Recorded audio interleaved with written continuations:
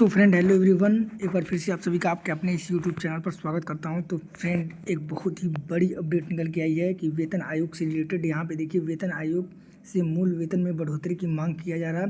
क्या है खबर, चलिए जान लेते हैं पूरा टोटल स्टेप बाय स्टेप। तो देखिए यहाँ पे क्या बोला गया कि वेतन आयोग से मूल वेतन में बढ़ोतरी की मांग। और यहाँ पे आ जाइए, यहाँ पे देखते हैं और क्या क्या इसमें आयोग द्वारा मांग किया जा रहा है। बोला गया कि 8वें वेतन आयोग से केंद्रीय कर्मचारियों और पेंशन भोगियों को काफ़ी उम्मीदें हैं। संभावना जताई जा रही है कि बेसिक सैलरी में खासी बढ़ोतरी होगी। इसके साथ ही पेंशन में भी इजाफा होगा। फिर कह रहा है कि मौजूदा समय में आयोग विभिन्न कर्मचारी संगठनों, पेंशन भोगी संघों और राज्य में जाकर सुझाव ले रहा है। अभी तक आयोग 8 से अधिक राज्यों में कर्मचारी संगठन के साथ बैठकें कर चुका है।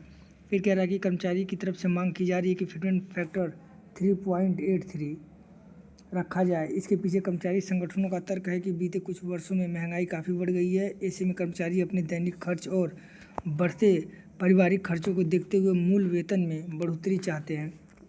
कर्मचारी संगठनों की मांग पर किस तरह से विचार करता है, यह आयोग की सिफारिशों के आधार पर स्पष्ट होगा। इसमें यह बोला गया कि आयोग जो है कर्मचारी संगठनों की जो मांग है उस पर किस तरह से विचार करता है, यह आयोग की सिफारिशों पर के आधार पर ही स्पष्ट होगा। लेकिन आयोग के समकक्ष हितधारकों और औपचारिक प्रेजेंटेशन देने की प्रक्रिया पूरी हो गई है। फिटमेंट फैक्टर वह आधार होता है जिस पर बेसिक सैलरी मूल वेतन तय होता है। बेसिक वेतन बढ़ने से उससे जुड़े अन्य भत्ते जैसे महंगाई भत्ता और हाउस रेंट अलाउंस, टीए भत्ते में स्वयं बढ़ोतरी हो जाती है। तो फ्रेंड, ये बोला जा रहा है कि अगर आपका जो कि मूल वेतन आपका बढ़ रहा है तो उसके साथ साथ आपका सभी चीज़ें बढ़ जाएंगी। जैसे डीए हो गया, एचआरए हो गया, टीए हो गया, ये सब बढ़ जाएगी। और फिर देखिए यहाँ पे क्या बोला जा रहा है कि कैसे फिटमेंट फैक्टर की गणना की जाती है। क्या होता है फिटमेंट फैक्टर की गणना?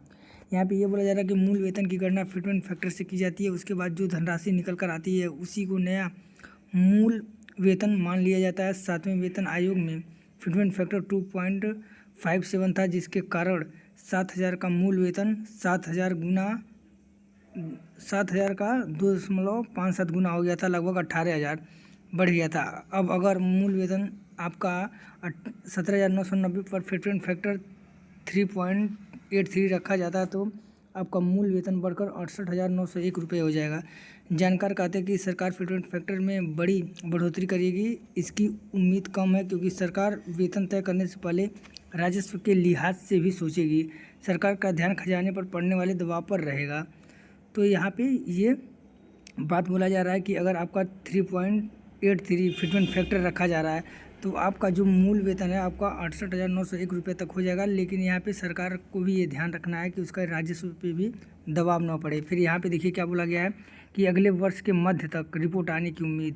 तो यहाँ पे ये बोला गया है कि कर्मचारी और पेंशन भोगियों के वेतन भत्तों और पेंशन ढांचे की समीक्षा के लिए केंद्र सरकार ने 8वें वेतन आयोग का गठन किया गया है। बीते वर्ष 3 नवंबर को केंद्र सरकार ने आयोग के गठन का नोटिफिकेशन जारी किया। तय समय के हिसाब से आयोग को 18 महीने में अपनी रिपोर्ट देनी है। संभावना है कि रिपोर्ट 2027 के मध्य तक आ सकती है। तो फ्रेंड, यहाँ पे आपका जो भी है 8वें वेतन आयोग से रिलेटेड जो भी रिपोर्ट है 2027 के मध्य तक आ सकती है। तो आप लोगों का जो कि बेसिक पे है काफ़ी अच्छा खासा इंक्रीमेंट देखने को मिलेगा, अच्छा खासा बढ़ोतरी देखने को मिलेगा। लगभग यहाँ पे 68,000 बेसिक बताया जा रहा है। अगर आप लोगों का जो भी बढ़ेगा 3.83 के हिसाब से तो बहुत ही अच्छा खासा यहाँ पे बेनिफिट आपको देखने को मिल सकता है। तो फ्रेंड, ये रहा खबर। मिलते हैं नेक्स्ट वीडियो में, तब तक के लिए जय हिंद, वंदे मातरम।